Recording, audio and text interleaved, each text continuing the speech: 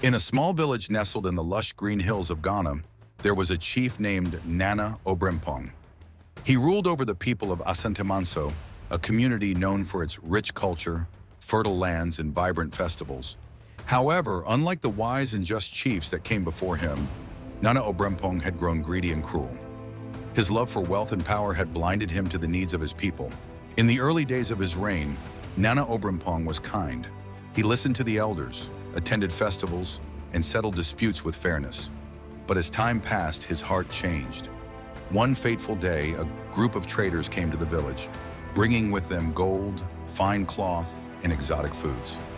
They promised to make the village rich, but at a cost. The chief had to allow them to take control of the village's farmlands. Nana Obrempong, enticed by their promises, agreed without consulting his people. Soon, the village's fertile lands were taken away, and the farmers who once worked hard to feed their families were left with nothing.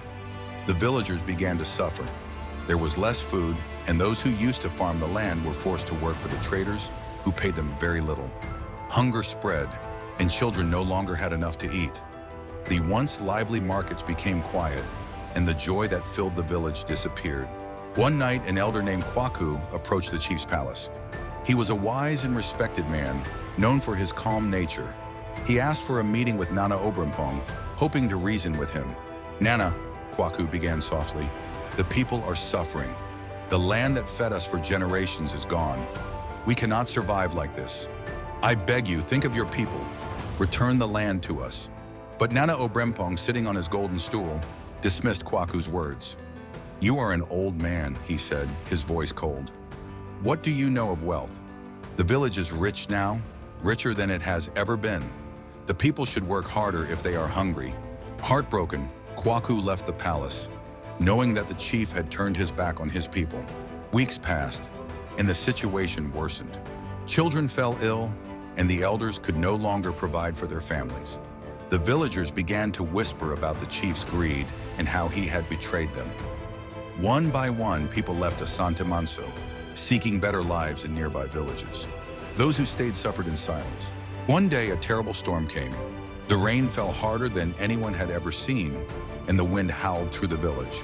The river that ran through Asantemanso overflowed, flooding the fields and homes. The traders who had taken over the land fled, abandoning the village to its fate. Nana Obrempong's palace was not spared. The floodwaters reached his doorstep, and the gold he had accumulated was swept away. When the storm finally passed, the village was left in ruins. Nana Obrempong, seeing the destruction, realized too late the harm he had caused. His greed had not only brought suffering to his people, but it had also led to the downfall of the village itself. He stood alone in the wreckage of his palace, the weight of his choices heavy on his heart. The villagers who had survived gathered together to rebuild, but they did so without the help of their chief. They knew that to heal the wounds of the past, they needed new leadership, someone who would put the needs of the people above personal gain. In time, the village found a new chief, one who listened, cared, and worked alongside the people. Asantemanso slowly recovered, but the story of Nana Obrempong's greed was never forgotten.